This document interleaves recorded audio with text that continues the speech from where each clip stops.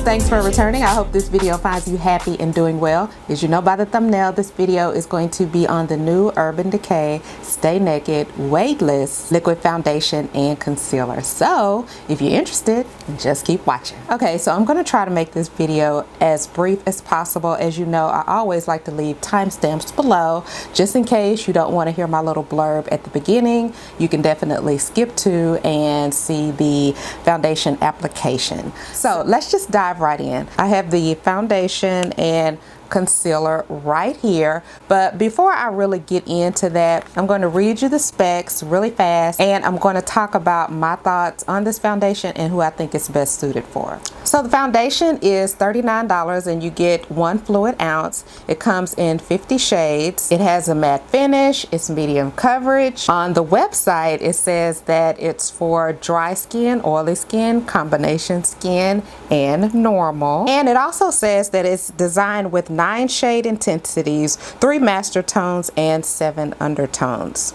It's waterproof, long wearing, feels like second skin. It says that it's breathable, and it says that it's supposed to last for 24 hours. Okay, so I think I'll start off with some of the claims that it boasts. It says that it is waterproof.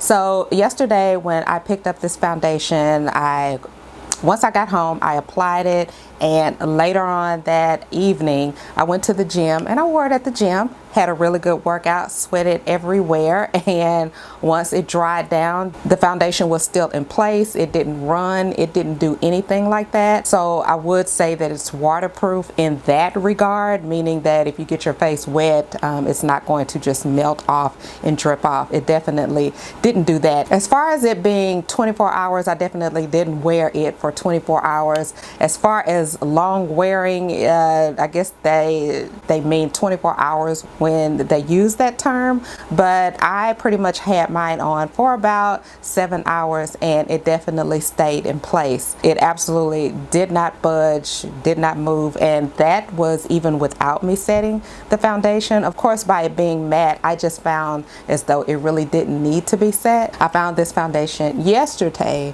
to be very mattifying, in fact so drying that I felt as though it was just sucking the life out of my skin the entire time up until when I was actually working out and began to work up a sweat, and then in which case your skin is wet then or moist then from the sweat, so you're no longer going to have that parched type of feeling. So I was thinking, oh my God, I hate it. It's too drying.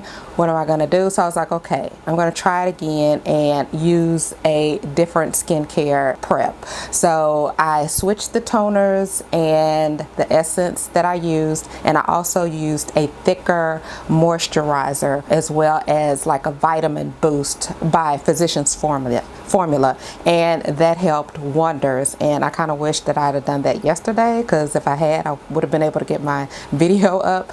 But anyway, if you do have normal skin or if you have dry skin, just be careful with this one because it is very mattifying. If you are a oily person, you're definitely going to love this because it is very, very, to me, I found it to be very matte. And if you have lines or under your eyes or wrinkles or pores or whatever it is that you have, it is going to accentuate that. So this foundation really, it magnifies all of that. Now, if you have perfect, beautiful skin, then this foundation would be good. You know, if you have younger skin that's free of all of the or most of the flaws, you're really not going to notice that. This foundation does remind me of the Natasha Denona Foundation X. I used that foundation in one of my videos. I'll link it up above if you're interested in seeing that. It reminds me of that foundation outside of the mattifying component. And plus, the Natasha Denona foundation has a lot of good ingredients in it, which I totally love. This, however, I was trying to figure out why it was so drying or what it was about this foundation, and it has alcohol denate as the 4th ingredient. So, you know, I've talked about that ingredient so many times on my channel, and typically I don't have a problem with that ingredient.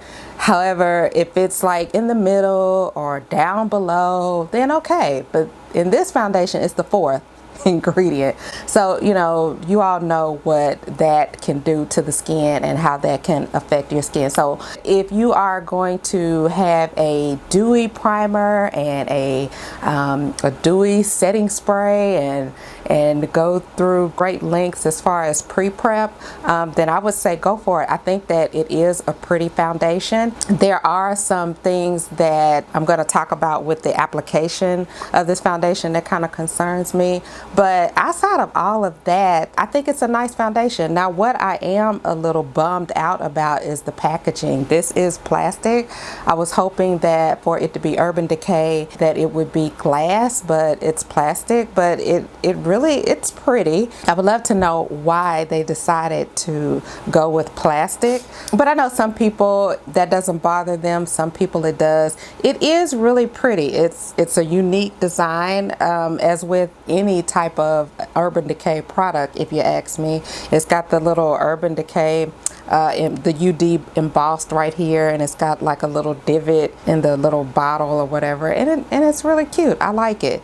So yeah, that's what I think about this foundation. So let me go into the concealer. All right, so here it is, and it retails for $29, and you get 0.35 fluid ounces in this little baby. It says that it's vegan, it's extra pigmented, it corrects hyperpigmentations and imperfections with a real skin matte finish that lasts 24 hours. This is full coverage, it's matte, it's for normal, dry, combination, and oily, and cruelty free. And yeah, that's everything that this concealer boasts. Now this concealer is full coverage, but it's a buildable full coverage, and by the time that you build it up, it starts to get thick, and you're gonna have to set it. There's no escaping that. Some concealers you can get away with not setting, or they may set themselves, which means they'll dry down to where you don't have to set it. So if you are not necessarily concerned with full coverage and you're just okay with going in with one application, then I would say that this would work. But these two products are they're mattifying products, and I don't necessarily agree when they say that it's pretty much for all skin types, you know, because it made the claim that it's for dry, normal, oily, combination, normal, all of that. I don't agree with that.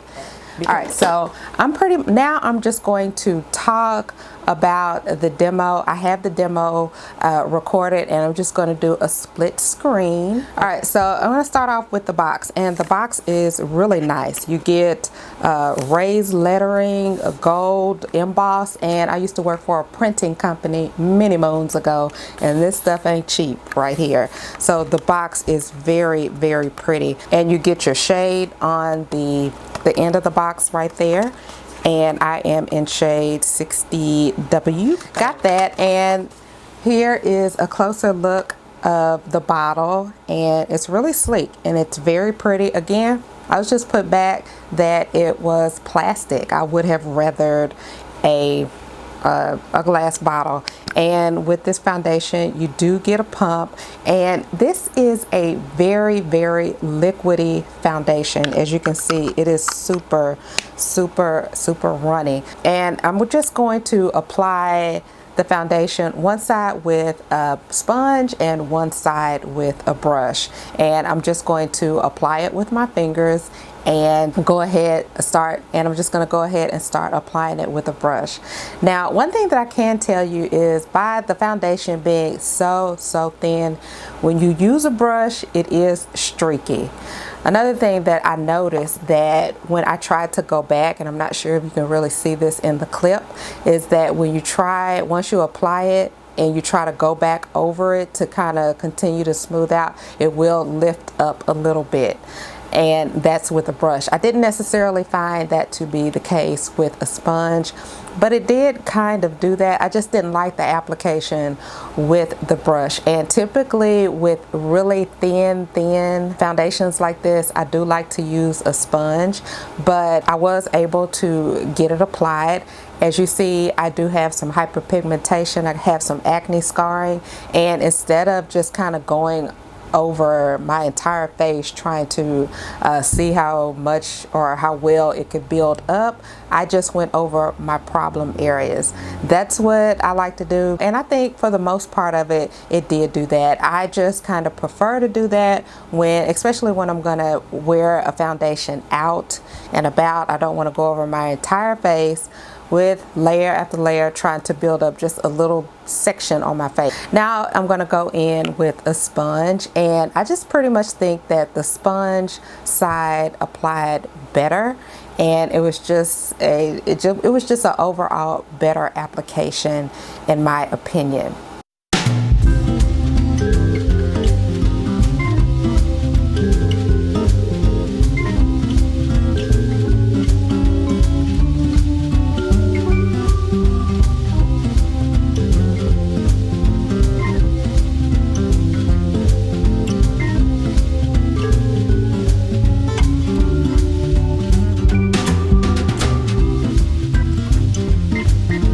And then next I went in with the concealer, and the concealer is a nice little plastic bottle with a gold top.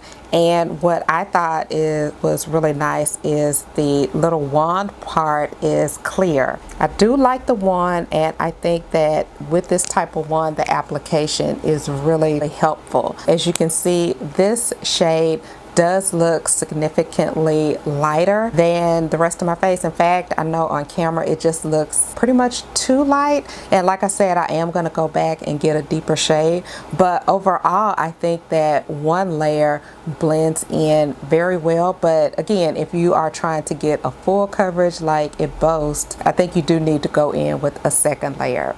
So this is the application, and with a beauty blender I think that it pretty much blends out really pretty, and this is pretty much the look that the foundation and the concealer will give. But overall I think that this is a nice foundation with proper skin prep. You are going to need a dewy primer, a dewy setting spray, in my opinion, unless you're very oily. But I am going to go out and buy me a dewy setting spray to use for the next time that I wear this foundation, because I really do think that it's pretty, and the look that I have on today, I think that it's really pretty. Let me know what you think about this foundation down in the comments. Are you going to pick it up? If you are dry or have normal skin, do matte foundations kind of scare you away? Let me know down in the comments. I'd love to hear about it. Thank you so much for tuning in, and until my next video, smooches.